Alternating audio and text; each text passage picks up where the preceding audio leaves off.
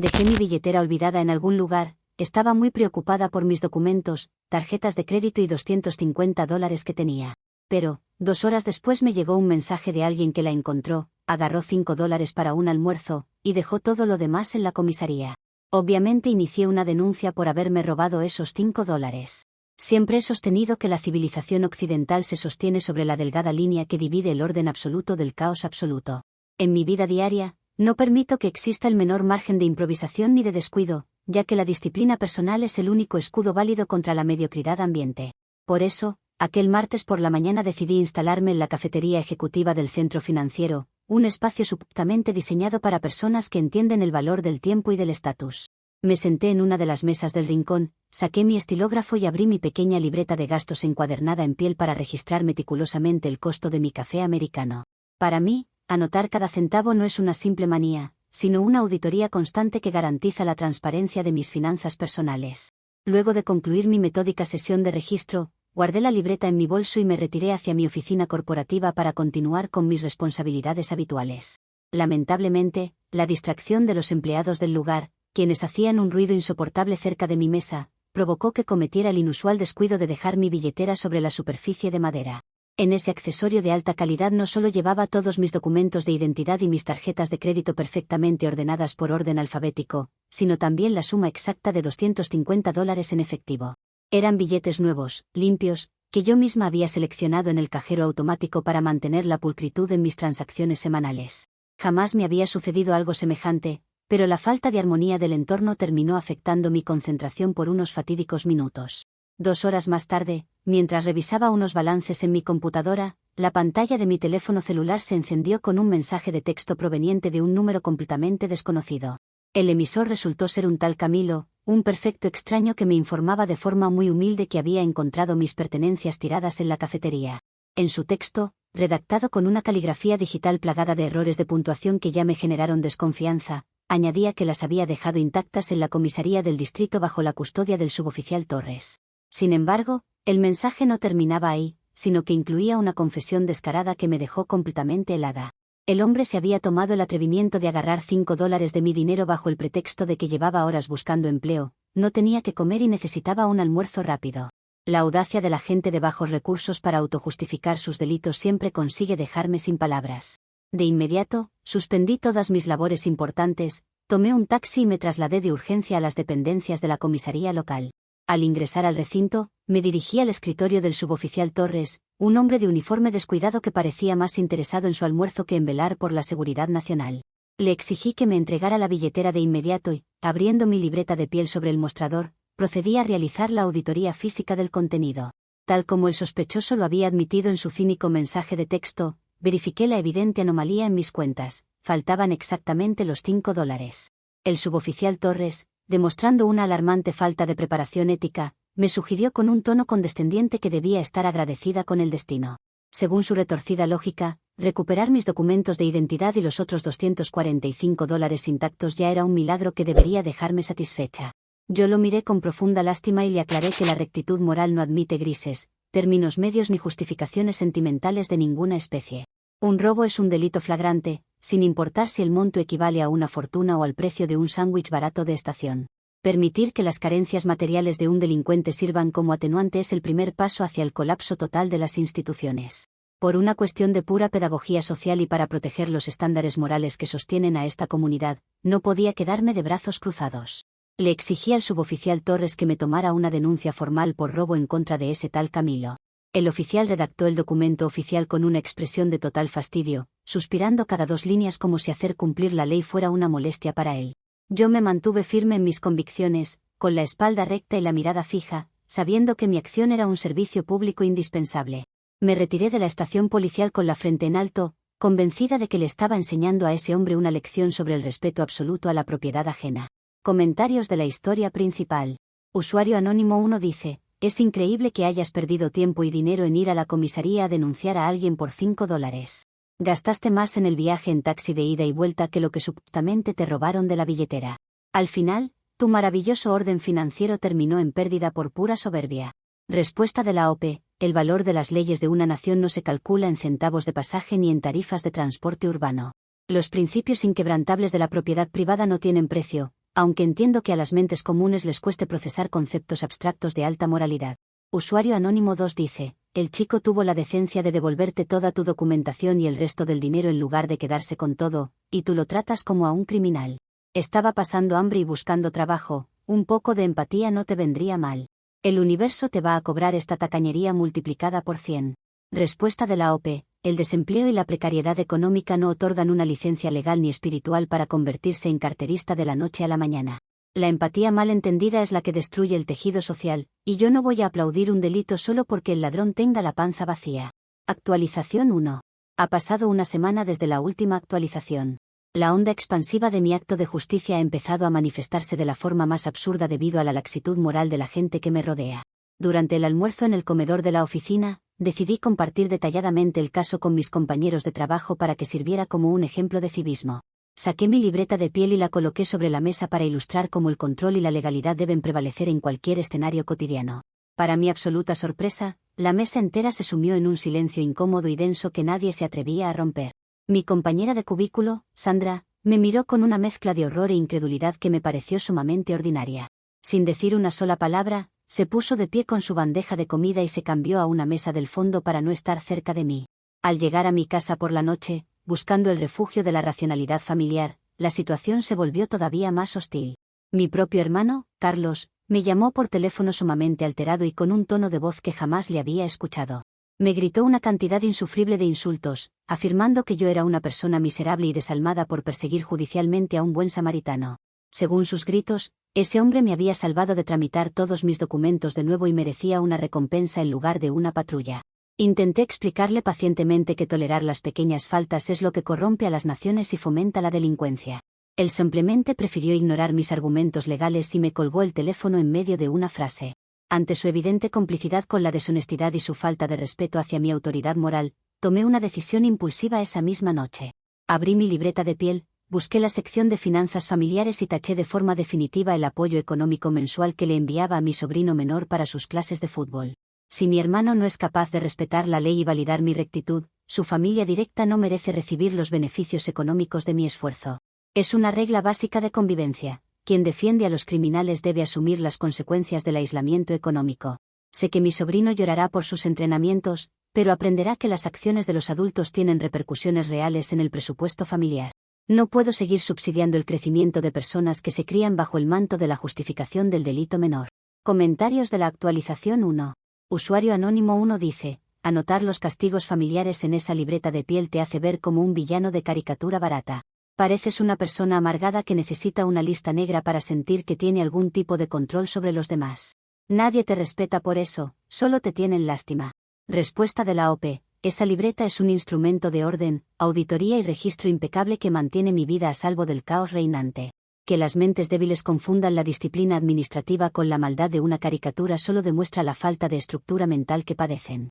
Usuario anónimo 2 dice, si toda tu oficina se quedó callada y tu compañera se largó de la mesa, es obvio que ya te tenían pereza desde mucho antes de esto. El incidente de los $5 solo fue la excusa perfecta que necesitaban para mandarte bien lejos. Nadie soporta a la gente que se cree perfecta. Respuesta de la OP, a la mediocridad laboral y personal siempre le va a incomodar la presencia constante de una conducta intachable y superior. El aislamiento en el comedor no me afecta en lo más mínimo, pues prefiero almorzar sola que rodearme de personas con estándares éticos tan deplorables. Actualización 2. Ha pasado un mes desde la última actualización. Como el suboficial Torres ha estado retrasando el proceso judicial de forma negligente y perezosa, decidí tomar cartas en el asunto para asegurar que la comunidad no permanezca ciega. Imprimí el número de radicado de la denuncia penal junto con una descripción minuciosa de la farsa de los $5 en varias hojas de tamaño carta. Acudí personalmente a la cafetería donde empezó todo con la firme intención de pegar el aviso en el tablero comunitario del local comercial. Sin embargo, ocurrió una coincidencia verdaderamente cruel que arruinó mi plan pedagógico debido a la ignorancia del personal. El dueño de la cafetería reconoció el nombre de Camilo en mi papel y se interpuso en mi camino de forma sumamente grosera.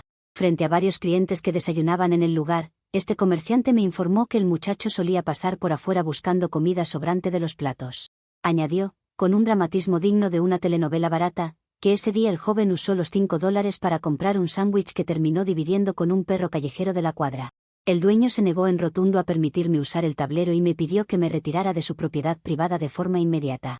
En lugar de doblegarme ante este sentimentalismo barato que solo fomenta la mendicidad, decidí doblar la apuesta para demostrar mi punto. Fui al tablero de anuncios de mi propio edificio residencial y pegué 3 copias idénticas del documento para demostrar cómo se defiende la integridad ciudadana. Esa misma tarde, la administración del edificio retiró las hojas sin mi consentimiento y me envió una notificación formal por escrito a mi departamento. En el texto me acusaban de alterar la armonía vecinal y de hostigar a personas ajenas al consorcio con información irrelevante. No voy a permitir que las instituciones de mi propio hogar me silencien ni me traten como a una infractora. Redacté un correo electrónico masivo dirigido a todos los copropietarios del edificio, denunciando la complicidad de la administración con las conductas delictivas.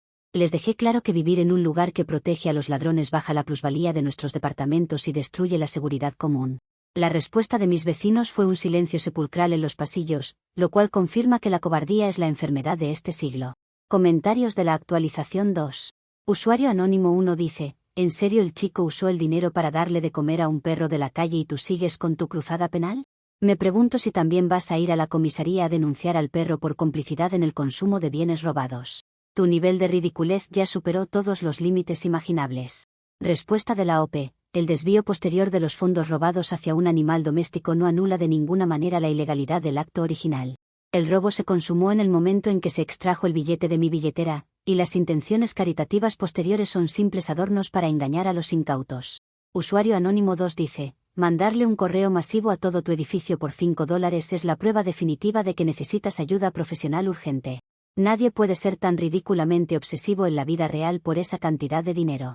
Debes tener a tus vecinos aterrados con tus locuras. Respuesta de la OP. La decadencia actual del mundo existe precisamente porque la gente confunde la firmeza moral con la obsesión o la locura. Si el mundo civilizado se está desmoronando, es porque ciudadanos como ustedes prefieren mirar hacia otro lado antes que exigir que se respete un solo dólar. Actualización 3. Ha pasado un mes y medio desde la última actualización. Ayer alcancé el punto culminante de este desgastante proceso judicial, aunque el resultado final demostró la profunda podredumbre que corroe a nuestro sistema legal. El suboficial Torres me citó de urgencia en la comisaría debido a que Camilo finalmente se presentó para responder por la investigación penal en su contra. Cuando entré a la pequeña oficina, el joven se puso de pie y me extendió un billete de $5 que estaba completamente arrugado y sucio. Tenía los ojos llenos de lágrimas y me pidió disculpas públicas de manera muy humilde, repitiendo que el hambre del momento lo había hecho perder el juicio. El suboficial Torres, con una prisa sospechosa, me pasó el acta de desistimiento para cerrar el caso de una vez por todas. Por supuesto que me negué rotundamente a firmar ese documento que pretendía dejar la falta sin un castigo ejemplar. Saqué de mi bolso una carta de confesión de culpabilidad y humillación moral que yo misma había redactado minuciosamente la noche anterior. Exigí en voz alta que Camilo firmara ese papel donde admitía su bajeza, para que yo pudiera archivarlo en mi libreta de piel como una penitencia justa y duradera.